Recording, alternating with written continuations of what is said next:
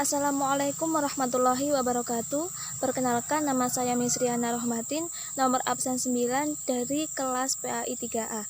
Di sini saya akan sedikit membuat sebuah video singkat tentang proses pembelajaran sebagai pemenuhan tugas akhir semester mata kuliah strategi pembelajaran. Selamat menyaksikan. Assalamualaikum warahmatullahi wabarakatuh. Bagaimana kabarnya anak-anak? Alhamdulillah, semoga kita semua selalu dalam lindungan Allah Subhanahu wa taala. Oke, sebelum kita mengawali pembelajaran pada pagi hari ini, marilah kita berdoa terlebih dahulu.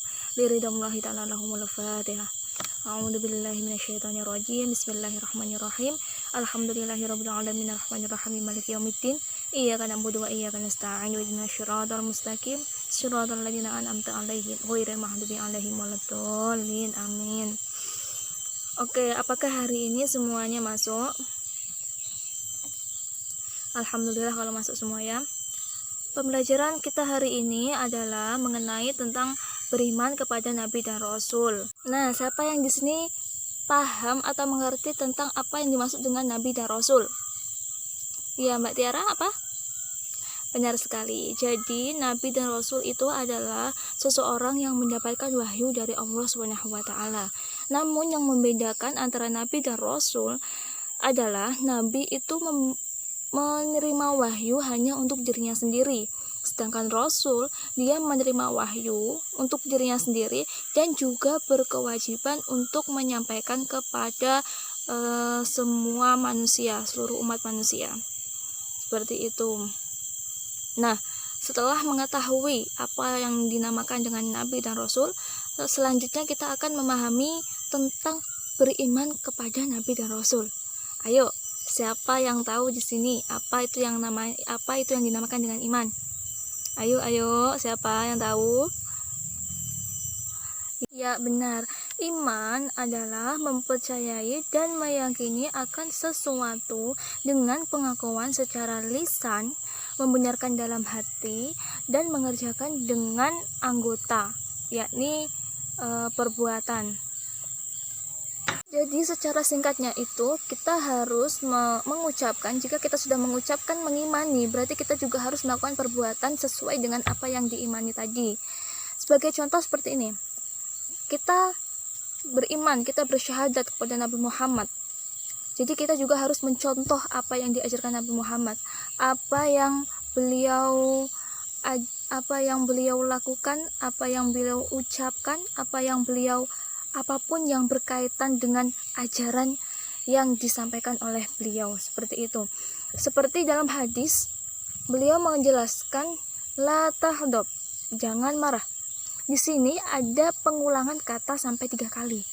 Berarti secara tidak langsung Nabi Muhammad itu melarang kita untuk marah.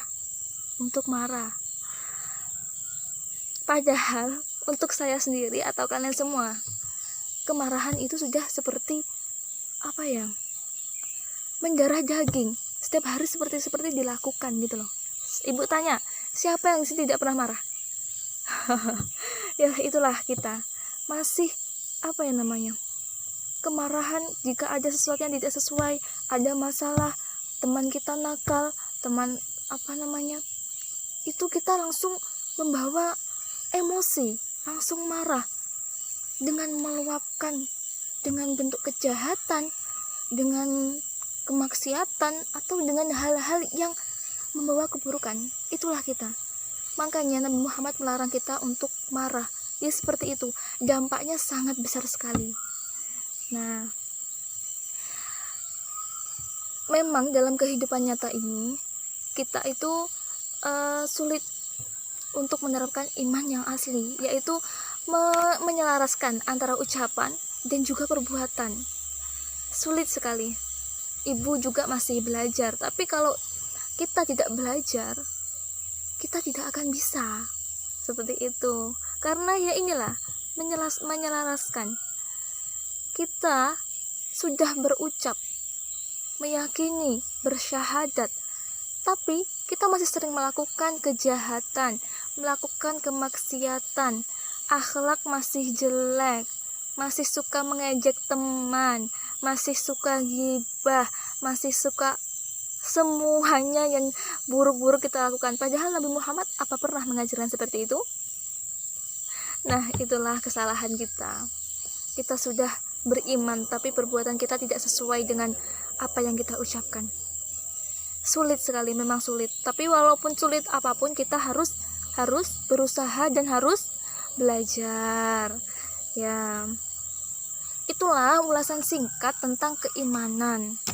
Ibu harap kalian bisa menerapkan keimanan ini dalam hati kalian, dan juga perbuatan itu terpancar keluar dalam kehidupan sehari-hari. Jadi kalian dalam hati yakin, membenarkan bahwa adanya Nabi dan Rasul, bahwa Rasul itu adalah seseorang yang diutus Allah untuk membawa kita menuju jalan kebenaran. Itu harus kita aplikasikan. Perbuatan kita harus sesuai dengan apa yang kita ucapkan. Sedikit-sedikit kita berubah, kita jauhi maksiat, kita rubah akhlak kita semuanya apa yang diajarkan Nabi kita sedikit demi sedikit lakukan, dan apa yang tidak pernah Nabi contohkan sedikit demi sedikit kita tinggalkan. Memang untuk melakukan perubahan seperti ini, karena setiap harinya nyatanya kita dalam kehidupan itu selalu melakukan apa yang tidak diajarkan Nabi, itu sangat sulit untuk menghilangkan. Memang seperti itu. Jadi ibu harap kalian tetap berusaha untuk menerapkan keimanan yang sesuai, yang benar, seperti yang telah dijelaskan tadi. Oke, mungkin dari ulasan singkat ibu tadi tentang keimanan, ada yang ingin ditanyakan? Jika semua sudah paham, selanjutnya ibu akan mengasih tugas kalian. Ibu akan membuat kelompok yang terdiri dari 4 orang yang bertugas untuk menganalisis. Jadi nanti satu kelompok kalian bertugas untuk menganalisis apa iman itu dan semua materi dari yang belum ibu jelaskan. Jadi kalian berdiskusi menghasilkan sebuah ulasan tentang yang ada di buku kalian, tetapi harus disertai dengan observasi. Maksudnya observasi gimana? Kalian itu menyertai analisis kalian, baik itu berupa pengalaman pribadi atau kalian melihat secara langsung di lingkungan. Yang seperti ibu jelaskan tadi, bahwa masih banyak orang yang melakukan kejahatan, kemaksiatan, walaupun mereka setiap hari sudah mengucapkan iman. Nah, seperti itu. Kalian mencari masalah langsung dalam lingkungan sehari-hari. Karena dalam materi keimanan ini, kalian itu harus belajar secara langsung, harus mengamati, harus menganalisis agar bisa paham langsung. Kalau tidak, kalian hanya akan memahami materi. Iman itu kayak apa? Oh, mengucapkan, oh membenarkan dengan hati, oh melakukan perbuatan kayak apa? Nah, bertanya-tanya seperti itu. Jadi kalian harus mencari sendiri akar dari masalah dan menganalisis untuk mendapat pemahaman yang lebih mendalam. Ibu harap, karena ibu ingin itu keimanan itu ada dalam hati kalian dan juga dilaksanakan dalam kehidupan sehari-hari.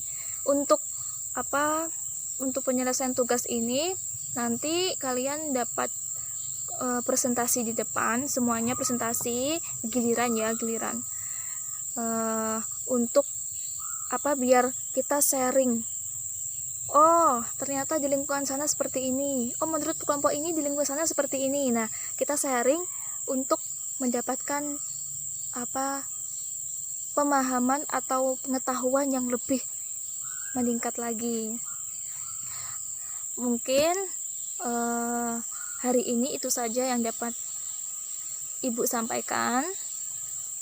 Apabila ada salah katanya, ada kata-kata ibu yang menyakiti hati atau tidak enak atau menurut kalian kasar, Ibu mohon maaf yang sebesar-besarnya. Wabillahi taufiq wal hidayah, waridho wal inayah. Wassalamualaikum warahmatullahi wabarakatuh.